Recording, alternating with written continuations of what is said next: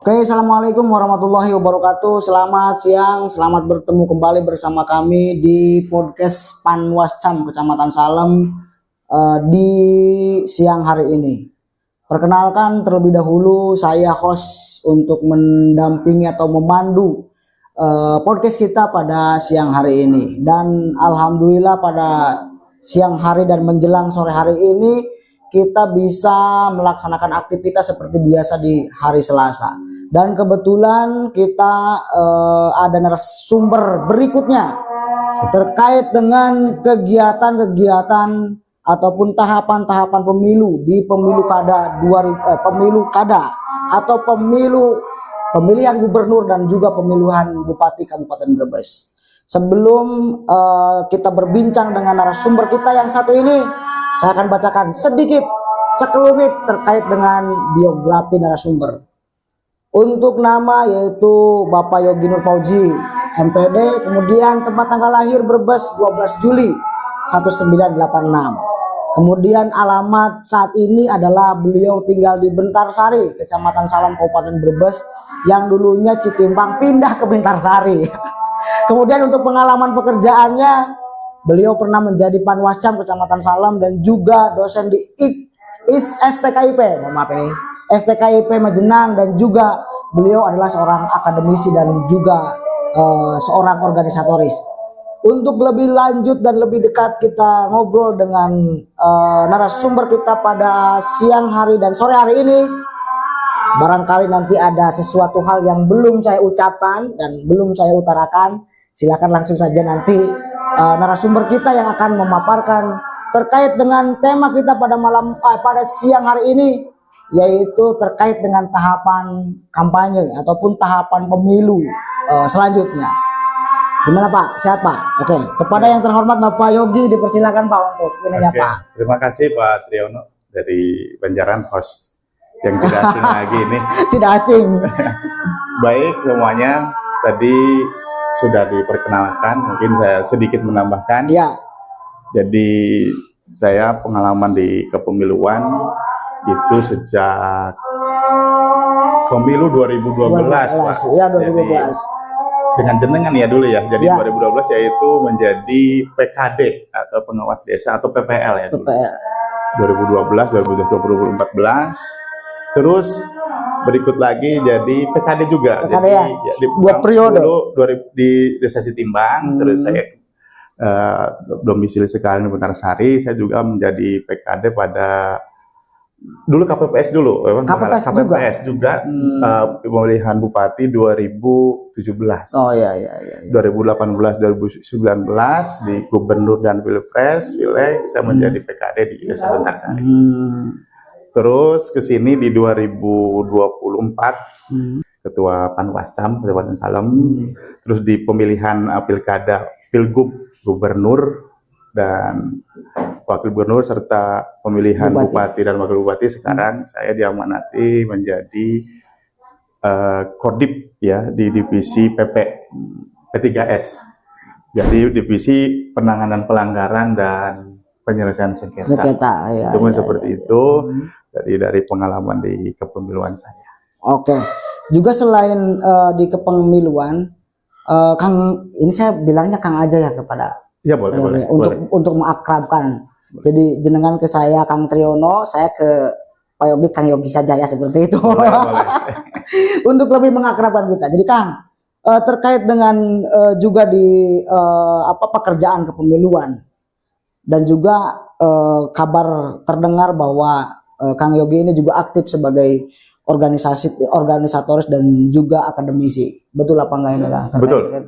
Kebetulan saya di desa juga aktif. Jadi diamanati menjadi ketua Karang Taruna Desa Bentarsari dari sejak 2021 sampai periode 2026.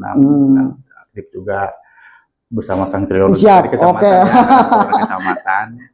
Terus juga saya sebagai tenaga medis tadi udah sampaikan ya di STKIP Majenang sejak 2014 sampai sekarang 2024 kan. 2024. Jadi itu mungkin seperti itu. Oh iya. Dan saya juga di Ansor. Ansor juga aktif ya. Ansor Banter. Ya, jadi sebelum kita masuk ke tema kita terkait dengan tahapan kampanye, Pak. Ya. Sebelumnya kenapa saya mukodimahnya terkait dengan satu adalah pekerjaan, yang kedua adalah pengalaman-pengalaman. Karena sejauh ini pengalaman-pengalaman Pak Yogi dan juga teman-teman yang lain di Panwascam juga mereka punya pengalaman masing-masing dan juga memiliki track record masing-masing Pak Yogi. Sehingga mohon maaf barangkali yang hanya saya sebutkan tadi sedikit itu hanya sekelumit saja terkait dengan pengalaman organisasinya. Mohon maaf ini. Baik Pak, ini terkait dengan divisi P3S. Ini menyangkut apa saja Pak Yogi terkait dengan itu? Kami di divisi P3S bersama staf dan teman-teman anggota Panwas Kecamatan Salem, jadi diamanati kan untuk PAC-nya ya, PAC di nanti tahapan pemilihan itu di sekarang nih tahapan kampanye yang seperti kita ketahui dari Undang-Undang Pemilihan atau PKPU, jadi dilaksanakan yaitu sejak kemarin kan tanggal 25 September sampai tanggal 23 November. Ya, jadi 24, 5, 6 kan itu nanti hari tenang ya, dan pelaksanaan pemilihan nanti dilaksanakan pada tanggal 27 November. Iya, betul. Mungkin ada beberapa hal Pak yang mesti kita utarakan ataupun kita jelaskan terkait dengan undang-undang ini. Ada PP tersendiri dan undang-undang tersendiri terkait dengan kampanye ini, Pak. Baik, kami dalam bekerja mestinya mengacu punya pedoman, undang-undang atau peraturan daerah ataupun keputusan KPU atau PKPU yang peraturan KPU, keputusan KPU.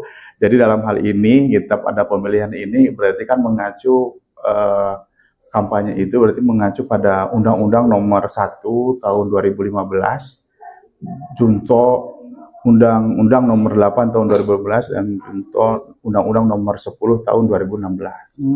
Dan terus dikembangkan atau yang lainnya kita juga mengacu pada untuk khususnya pemasangan alat peraga kampanye itu kita mempedomani atau mengacu ada keputusan Komisi Pemilihan Umum Kabupaten Brebes nomor 1371 tahun 2024 tentang penetapan lokasi pemasangan alat peraga kampanye dalam pemilihan serentak tahun 2024. Gitu aja gitu.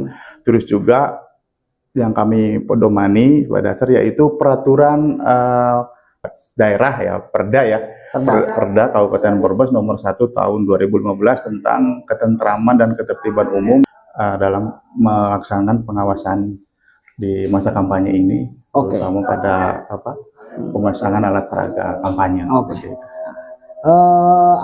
Bahasanya boleh tahu sedikit terkait tadi saya belum menanyakan terkait dengan divisi Pak Yogi sendiri apa ada koordinator lagi selain PKD, ada nggak di Panwas di bawah yang membidangi nanti koordinatornya dengan Pak Yogi, ada nggak Pak? Untuk dengan saya, jadi setiap ada staf Kementerian Panwascam itu ada staf, jadi ada staf, ada ya semua komisioner dari ketua juga ada anggota, terus di divisi saya juga itu ada staf yang membantu saya untuk terus juga ya untuk pengawasan karena lingkupnya kan tingkat desaan berarti Panwascam, terus juga untuk tingkat desa kita dibantu oleh teman-teman Panwas Desa Kelurahan. Jadi kita mengawas komunikasi lah, koordinasi dengan teman-teman PKD di desa masing-masing seperti itu. Karena ini udah masuk masa tahapan kampanye seperti itu. Berarti terkait dengan tahapan kampanye juga tadi yang sudah disampaikan oleh Pak Yogi, mulai dari Perbu, kemudian keputusan KPU dan sebagainya, itu juga Perda kabupaten dan juga yang lainnya otomatis sudah ada payung hukum tersendiri ya Pak ya dalam hal ini. Nah, secara pertama mungkin secara media kita sore hari ini membahas terkait dengan kampanye ya untuk media loh. selain itu ada yang sudah dilakukan. Contoh biasanya pemasangan pamflet ke setiap desa dan himbauan itu yang dilakukan oleh Panwascam sendiri sejauh ini terkait dengan kampanye netralitas dan sebagainya. Ada nggak? Terkait netralitas tadi ya, sebelum mungkin nanti kita juga mensosialisasikan tempat mana yang boleh untuk APK atau yang dilarang itu untuk netralitas ASN atau perangkat desa atau yang memang tidak boleh yang lainnya. Untuk yang ikut kampanye kita melakukan itu himbauan ke kepala desa atau ke ASN seperti itu agar mereka harus netral ya dan tidak ikut kampanye seperti itu di masa-masa ini seperti itu. Selain berarti dilakukan yang pertama tadi dilakukan himbauan kepada instansi yang kita kan karena prinsip sekarang itu mencegah dulu agar meminimalkan terjadinya pelanggaran ya kita melakukan himbauan secara tertulis seperti itu agar pihak-pihak tersebut tadi tidak melakukan pelanggaran, meminimalkan dulu, kita pencegahan dulu, antisipasi dulu, gitu kan. Makanya kita melakukan himbauan terlebih dahulu seperti itu. Ya, jadi yang pertama untuk pencegahan tadi himbauan sudah dilakukan ya strategi. Yang pertama Panwascam terkait dengan tahapan kampanye ada himbauan ke setiap instansi dan juga desa masing-masing ya. Itu sudah dilakukan Mas, berarti sudah dilakukan. Sudah kita kerjasama dengan Panwas Desa ketika PKdes kan yang mendistribusikan suratnya. Dan juga ke sekolah juga, Bro. Ke sekolah ada nggak yang ke sekolah gitu? Karena kan di dalam sekolah ada. Ke sekolah berarti kan ke Korwil ya. Oh, Korwilnya langsung. Korwil Pendik ya. Iya betul. Berarti kan seperti itu. Oke. Terkait dengan kampanye ini sendiri, Pak. Mungkin ada beberapa poin yang mesti dilakukan ketika proses tahapan kampanye ini. Contoh tadi mulai dari pemasangan APK dan sebagainya. Itu mungkin biasanya kan para simpatisan dan juga dari partainya itu sendiri, mohon maaf ya. Ini sering melakukan sesuatu hal ketika pemasangan APK itu tidak sesuai dengan tempatnya. Nah, ini ada berapa ini poin-poin yang memang harus ditaati dan itu sesuai dengan tahapan kampanye ini, Pak. Contoh dilakukannya di tempat apa dan sebagainya. Ya, tadi mengacu tadi undang-undang pemilu juga ya tahun 2017 dan undang-undang tadi pemilihan ya tadi udah saya sampaikan jadi undang-undang nomor 1 tahun 2015 terus juga mengacu juga tadi keputusan KPU Kabupaten Brebes terus mengacu juga pada Perda Kabupaten Brebes jadi ada lokasi-lokasi yang memang dilarang ya dilarang untuk melakukan pemasangan alat peraga kampanye di dalam pemilihan serentak tahun 2024 ini di Kabupaten Brebes. Contoh nggak boleh berarti kita memasang APK di fasilitas pemerintahan. Pemerintahan berarti contohnya di balai desa di dalam seperti itu. Kalau masih di area masih ada. Ya kalau memang secara jarak sih nggak ditentukan. Misal berapa meter berarti ya setidaknya agak jauh lah dengan desa. Terus tadi ada biasanya itu BUMN, tempat BUMN dan rumah dinas jabatan. Terus juga biasanya tuh di tempat-tempat sekolahan. Ya jangan. Betul. Ya agak jauh lah gitu ya dari pendidikan. Kesehatan juga berarti kan yang ini kesehatan yang dimiliki oleh pemerintah kan ya tadi fasilitas pemerintah betul rumah sakit umum daerah kan berarti itu yang dimiliki oleh pemerintah intinya kan gitu kata kuncinya sekolah tadi sudah ya tempat ibadah kan tempat ibadah juga nggak boleh ya nggak boleh ya jadi tempat ibadah itu tempat ibadah di halaman di pagarnya itu kan itu udah nggak boleh ya agak jarak lah seperti itu apalagi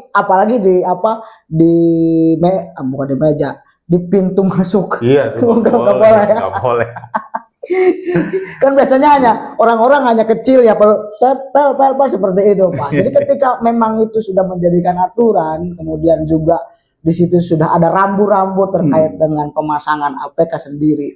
Mungkin mereka juga memakluminya gini, oh saya nggak tahu, kan biasanya orang sembunyi ya, saya nggak tahu Pak gitu. Sehingga mudah-mudahan dengan podcast kita yang singkat ini Pak, ini memberikan gambaran kepada masyarakat terkait dengan bagaimana kita memasang APK itu sesuai dengan ketentuan yang berlaku. Mungkin saya menambahkan lagi ya, ini dari keputusan KPU yang tidak boleh juga di jembatan dan fasilitas pendukungnya. Di jembatan nggak boleh. Jembatan nggak boleh.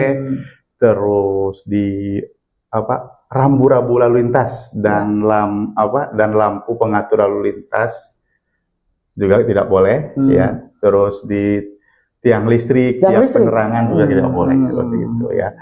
Tiang telepon, gardu listrik, menara tower, pohon, penghijauan itu tidak diperbolehkan gitu. Terus juga yang melintang biasanya. Yang melintang jalan. Membangun juga keselamatan juga kan ya. Iya, betul. Memasang terlalu pendek, ada kendaraan yang lewat tinggi, ya betul. Juga.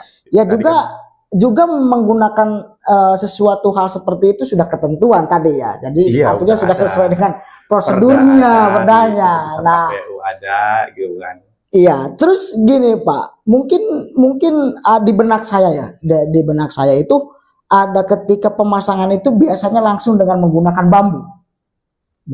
Ini contoh kita pemasangan baliho ya, harus bambu dan sesuai dengan itu. Sekarang di peraturan ada nggak seperti itu Pak? Ada. Berarti masih ya, paling dari segi ukuran. Oh iya, segi ukuran. Ini juga ada ketentuannya Pak. Ada. Ya. Ukuran biasanya ada. Itu tapi intinya kan saya menyampaikan ya posisi yang dilarang lah. Oh iya betul. Ya jadi ke masyarakat terkait dengan posisi yang mungkin mereka secara tidak langsung kemudian mereka secara tiba-tiba langsung tempel saja di tempat-tempat yang sudah yang sudah dilarang itu, sehingga ini memberikan himbauan kepada masyarakat terkait bagaimana pemasangan APK sesuai dengan aturan yang ada. Oke. Kemudian berikutnya, dan ini berakhir pada tanggal tadi 20 berapa Pak? 3 ya? 23. Tanggal 23. 23 November. Tanggal 23 November itu berarti kita ada 20 hari kan Pak? Dari sekarang 25 September kan? Ada ya? Ada 25 September. Ya lebih.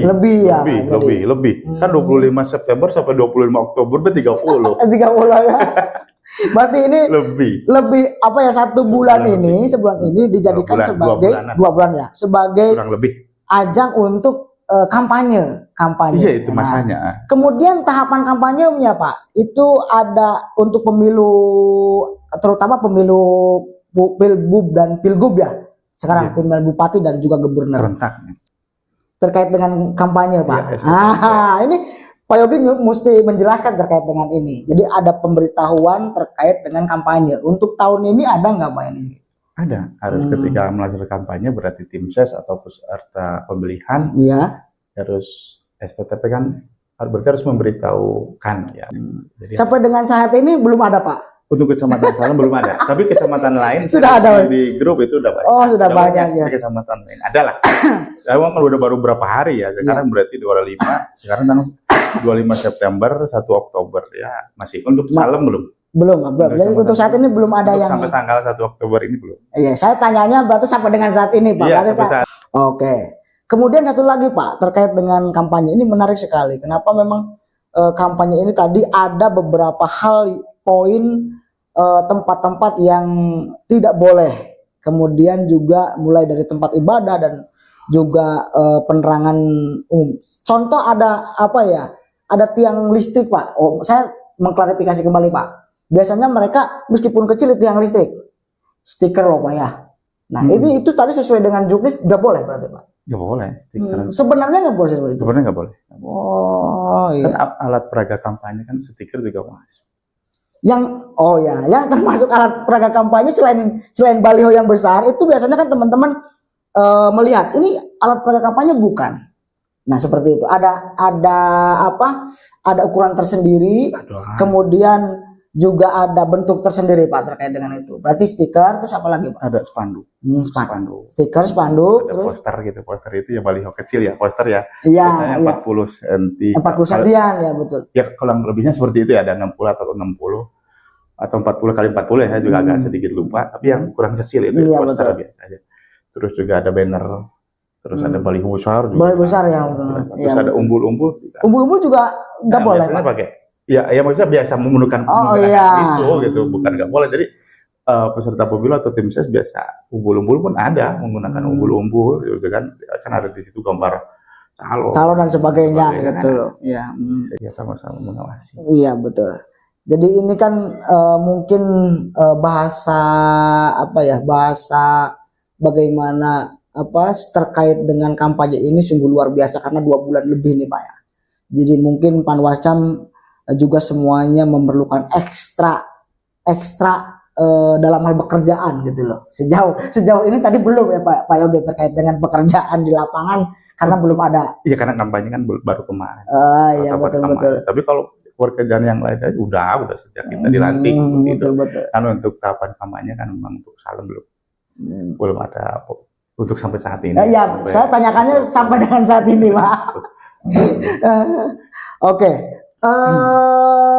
Terkait dengan kampanye mungkin kita akan ada podcast lanjutan Pak. Podcast lanjutannya kita akan podcast lagi nanti di akhir 1 minggu sebelum kampanye itu ditutup dan 3 hari menuju ke hari tenang atau masa tenang. Mungkin nanti saya akan mengundang kembali Pak Yogi dalam hal ini terkait dengan kampanye, pelaksanaan kampanye dan juga tahapan sebelum tungsura ya, penghitungan suara dan juga yang lainnya di tanggal 27 November 2024 ini. Dan tadi sudah dikatakan dan disebutkan oleh narasumber kita bahwa sampai dengan per 1 Oktober ini belum ada yang masuk ke wilayah Kecamatan Salem dan juga belum ada STTP masuk ke Panwascam.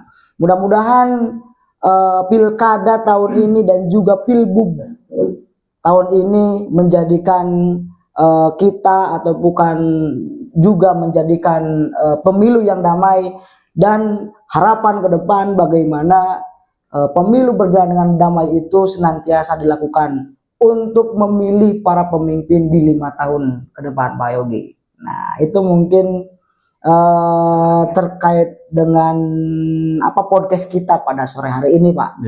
Hanya satu, saya mencari informasi terkait dengan produk undang-undang tadi sudah dijelaskan, kemudian tempat-tempat mana saja yang harus yang dilarang untuk pemasangan APK juga, kemudian terkait dengan waktu pelaksanaan kampanye juga saya sudah tadi tanyakan ke Pak Yogi, dan ini mungkin memberikan informasi Pak kepada masyarakat, oh ternyata kampanye mulai tanggal ini sampai dengan tanggal ini gitu loh. Mulai tanggal 25 sampai dengan tanggal 25 September sampai dengan tanggal 23 November. Dan ini masyarakat akan mengetahui terkait dengan tahapan kampanye itu. Dan ketika teman-teman memasang APK dan sebagainya itu sesuai yang sudah tadi dijelaskan sesuai dengan undang-undangnya. Itu Pak Yogi terkait dengan pada sore hari ini dan peraturan sudah. Nah,